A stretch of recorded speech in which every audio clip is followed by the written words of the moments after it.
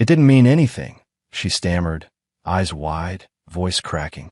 But the lipstick on my wine glass, and the man she swore was like a brother, told a different story. What she didn't know was that I wasn't just walking away. I was watching, documenting, preparing. Because the man she betrayed wasn't weak. He was patient, and the revenge I planned, it would leave them both unrecognizable. Let's begin. The sky looked strange that day. Bright, cloudless, almost too perfect, as if mocking me. My name is Miles Carter, and until that afternoon, I thought I had everything. A fast-track promotion, a condo I designed myself, and a fiancée who swore I made her feel like the only woman in the world. Her name was Jenna Whitmore, and we were less than 5 months away from our wedding at St. Lucia. The morning had been a whirlwind. I closed a multi-year logistics deal with one of our top-tier clients, and my boss handed me a check so generous, it felt like I could float. First thing I thought of was Jenna. She'd been stressed about the planning, flowers, dress fittings, guest lists, and I figured we both deserved a break. A surprise cabin weekend up in Arrowhead. No emails, no phone calls, just us and the firelight. I left the office early, called her twice, no answer. I assumed she was at her yoga class, or maybe grabbing coffee with her cousin. She often did both without warning. That never bothered me. What did bother me, what cracked open the door to a different reality, was a moment I pulled into our driveway and saw Noah Ramsey's truck. At first, I blinked. It didn't register. Noah, my best man, my best friend since college. The man who gave a toast at our engagement dinner, saying, "Miles is the kind of guy you hope your sister marries." Why was his truck parked down the block like he didn't want it noticed? Still, I wasn't suspicious. Not yet. I was hopeful. Naive, maybe. But I was raised to trust people. I believed in loyalty. I stepped inside quietly. The scent of vanilla candles still lingered from the night before. No voices. No movement. Just that uneasy, suffocating quiet that doesn't belong in a home. Jenna. I called. Nothing. I set the wine bottle down on the counter, and that's when I saw it. 2 half-drunk glasses of red wine. But I bought white. My stomach dropped. I moved slowly past the living room, through the hallway, then toward the back patio. There, through the slightly open sliding door, I saw them. They weren't kissing. They weren't touching. But their bodies told the story. She was laughing in a way I hadn't heard in months. Her knees were drawn up on the lounge chair, close to his, her fingers lightly tapping his thigh like it was nothing. And Noah, he leaned toward her with that same smirk he used on every girl in college. That arrogant confidence I used to find charming. They didn't see me. I watched for 30 seconds. Maybe longer. I wasn't angry. Not yet. I was studying them. Memorizing everything. The tilt of her head. The way he looked at her. The fact that she wore my college hoodie while giggling with someone who wasn't me. I didn't barge out. I didn't yell. I stepped back, walked around to the front of the house, and sat at the dining table. Then I waited. 10 minutes later, the front door opened. Noah's voice cut through the silence first. "Hey, I was just heading out." He stopped cold when he saw me. Jenna followed behind him, eyes wide. Her face paled. "Miles," she said too quickly. "I didn't know you were coming back this early." "You didn't answer your phone," I said, calm as ever. Thought something might have happened. Noah stood frozen, keys in his hand. "I should go." "You should," I replied. He left without looking back. Jenna hovered near the wall, like she didn't know where to place herself. Her arms crossed, fingers fidgeting with her bracelet. I stared at her. "Talk," I said. She hesitated. "It's not what it looked like." I raised an eyebrow. "Then what was it?" "A mistake," she whispered. "One time. It only happened once." I let that sit. She bit her lip. "It was a stupid, lonely night. You were away for work, and I was feeling invisible. He just showed up." "Here?" I asked. "In our house." She nodded. "How long ago?" Her voice cracked. 2 months. I leaned back, expression unreadable. "How long did it last?" She blinked. "It was just that one time." I didn't speak. Her voice dropped to a whimper. "Okay, a few times, but it didn't mean anything." I stood up, calm, quiet, and said the words I'd been holding since the moment I saw that wine glass. "Pack your things." "Miles, wait." "I'm not asking," I said. She moved toward me. "Please, don't let this end us." "This ended when you let him in," I said coldly. "You can't throw away everything over this." "I didn't," I said, walking to the door. "You did." She stood there, stunned. And then she snapped. Fine. You want to be cold about it? Go ahead. You never really loved me the way I needed anyway. I paused with my hand on the door. Then I turned, looked her dead in the eyes, and said, I did love you, but I love myself more. She didn't respond. She just stood there, face wet, mouth open, as I opened the door wide and pointed toward the stairs. You've got 20 minutes. She tried slamming doors upstairs, like it would hurt me. It didn't. I stood still, letting the air fill the space she used to consume. When she left, dragging a suitcase she once packed for our honeymoon, I didn't stop her. I didn't need to, because that was just the beginning. The first thing I did after Jenna left was open the hall closet. Buried beneath a stack of winter coats was a black shoebox I hadn't touched in years. Inside it, our engagement paperwork, homeownership documents, insurance copies, and something I never thought I'd use, an old flash drive that once held our vacation videos. Now it would hold something else. I was never a jealous man. I didn't check phones, didn't stalk Instagram followers or question who she texted. But after what I saw on that patio, I didn't need suspicion. I needed proof. Real proof. So I pulled out the tiny home security camera I'd installed a year ago when a neighbor's bike was stolen. It wasn't even hidden, just wedged above the bookshelf in the living room. It was recording the day Jenna brought Noah into my home. I plugged it into my laptop. No hacking, no digging, just clean, time-stamped footage that cut through her lies like a razor. The moment she kissed him, the second she led him to our bedroom. Her laugh, soft and secretive, as she wrapped herself around the man I once called brother. I didn't cry, didn't throw things. Instead, I renamed the file and backed it up 5 times. It wasn't just about betrayal anymore. It was about the truth, and who deserved to know it. That night, I didn't sleep.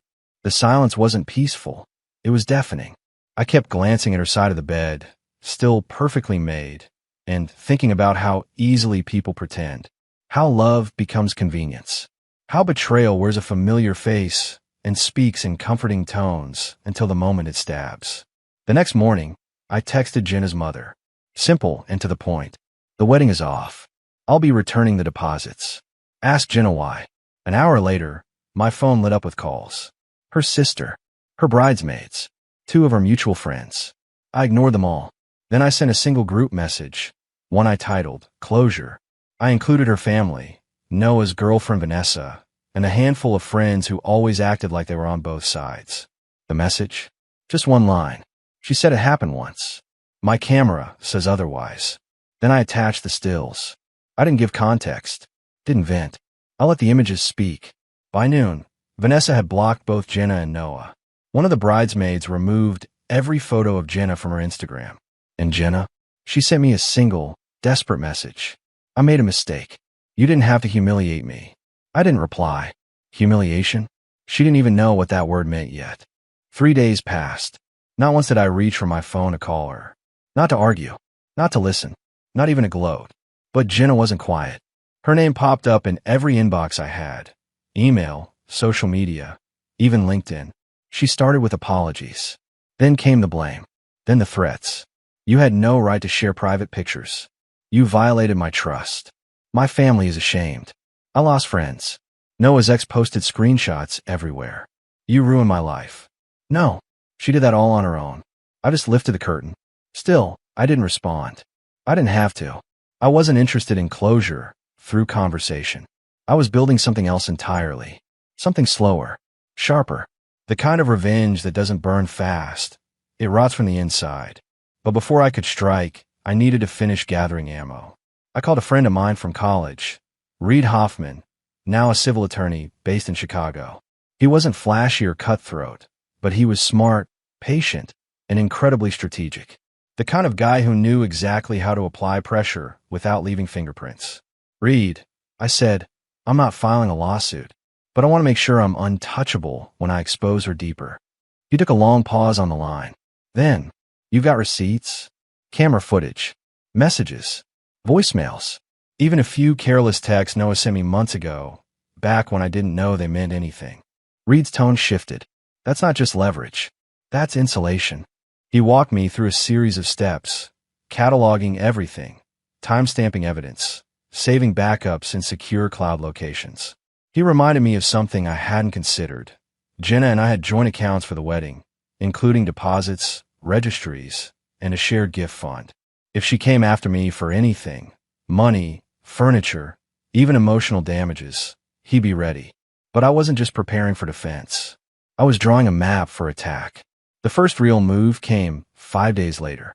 Jenna had launched a private GoFundMe under a different name, starting over after heartbreak, where she painted herself as the victim, claimed she was kicked out unfairly, claimed she was emotionally controlled, monitored, and manipulated, that I used her past against her and ruined her fresh start. People were donating. Strangers. Worse, some old acquaintances of ours. The lies weren't just selfish. They were calculated. And so was my next step. I made a small anonymous donation, $5.00, just enough to leave a comment. You forgot to mention the camera in the living room. Here's the truth you left out. Then I dropped a secure Dropbox link, filled with labeled screenshots, text logs, and timeline breakdowns. Not vulgar, not graphic, just organized, undeniable truth. Within 2 hours, the entire fundraiser was gone, vanished. And Jenna? Silent for the first time. But the dominoes were still falling. They say revenge is a dish best served cold. But they never talk about the silence that comes before the first crack. The way betrayal lingers not just in the heart, but in every corner of your home, every photo on the wall, every mug in the cupboard that you once picked out together. The day after Jenna's fundraiser vanished, my inbox lit up with something new. A message from someone I hadn't spoken to in years. Kayla Simmons, an old classmate from business school who now worked in HR at the architecture firm, where Noah had just started his new job. Her message was short, professional, but laced with something sharp. I assume you didn't mean for this to end up in my inbox. But it did. And let's just say, the timing was interesting. I hadn't sent her the Dropbox link, but someone did. Maybe Vanessa. Maybe someone else from the group chat who got tired of being lied to. Either way, it didn't matter. The spark had caught, and what followed was fire. 2 days later, Noah was placed on leave, pending internal review. The firm had a strict ethics clause about personal conduct tied to employee reputation.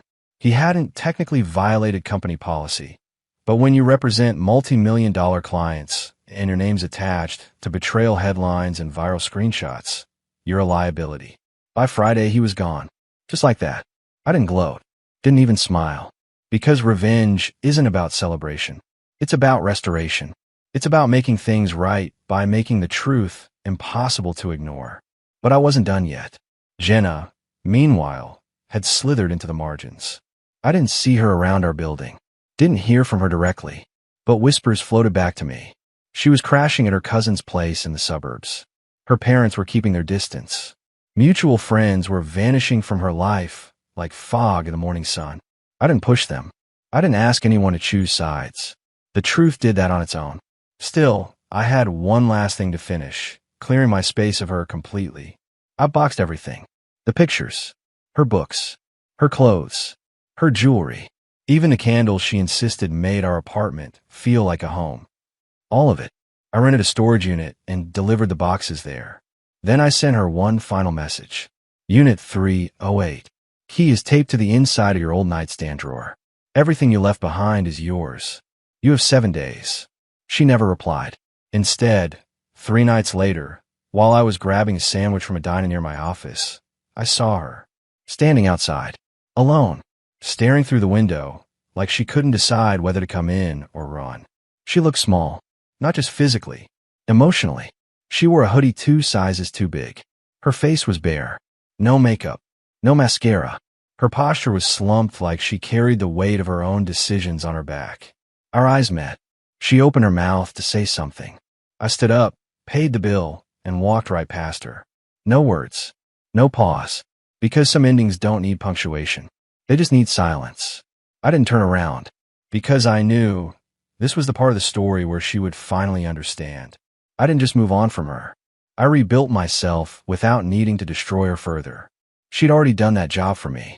2 months passed. No chaos. No lawsuits. No groveling apologies. Just distance. Jenna never picked up her things from the storage unit. After the 7th day, I called the company and paid to have the unit cleared out. Whatever was left behind was no longer mine to carry. And that was the point, wasn't it?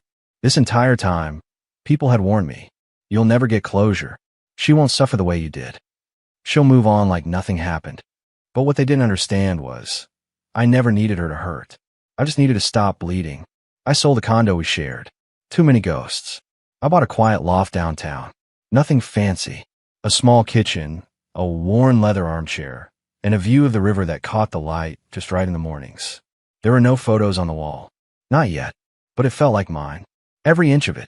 Some nights, the silence still crawled in. I'd think about the early days, when Jenna used to leave me notes on the fridge. When Noah and I would grab late-night tacos and talk about the future like we were invincible. I'd remember the laugh lines that formed at the corners of her mouth. The playlists she made for road trips. The way she used to grab my hand in public, just because. But I didn't miss them. I just remembered. Because some memories aren't wounds. They're warnings. Then came the unexpected. A small brown envelope in the mail. No return address. Inside, a letter. Handwritten. Careful. Measured. It was from Vanessa, Noah's ex. I wanted you to know. I left because of you. Not out of pity, but because your message gave me the final push I needed. I've been questioning his loyalty for a year. I just didn't want to believe what I already knew. What you did, it wasn't revenge. It was truth. And it helped more people than you know. I read it 3 times. And set it down. It wasn't validation I needed. But it felt like something solid. Something real. Weeks later, I ran into her, Vanessa, at a bookstore downtown. No cameras. No drama. Just 2 people reaching for the same novel and laughing at the coincidence. We talked. Not about Jenna. Not about Noah. About music. Travel. Work. About life after. We've had coffee since then. Long walks. Shared silences. Nothing rushed. No labels. Just peace. The truth is, the best revenge wasn't ruining Jenna's life. It was rebuilding mine without her in it. It was learning to choose myself. Fully. Unapologetically. It was not screaming or burning down bridges. It was outgrowing the need for any of it. Because the final move of revenge isn't destruction. It's becoming someone they no longer have access to. And that's exactly who I am now.